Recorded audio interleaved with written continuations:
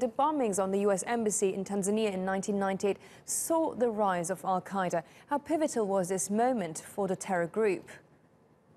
Well, I think it was the first warning that was given that this group was determined to certainly attack not just Western states, but they were targeting the US in particular. I think that goes back to the wars against Iraq when the US forces were based in Saudi Arabia. And of course, that was one issue, certainly, for al-Qaeda, which they saw as interference from the West.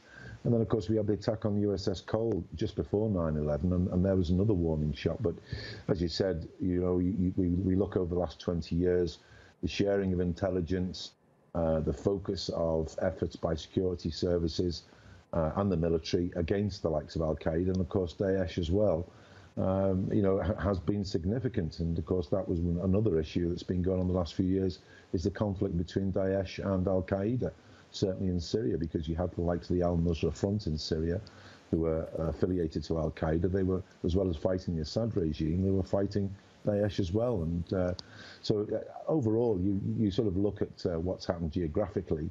Yes, there's been some successes, but their ideology hasn't gone, and they're still manipulating communications like social media and the internet.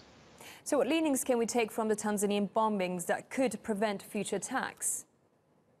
Well, obviously we're certainly globally, because you look at the likes of al-Qaeda and any other Islamist group, they are international terrorist organizations.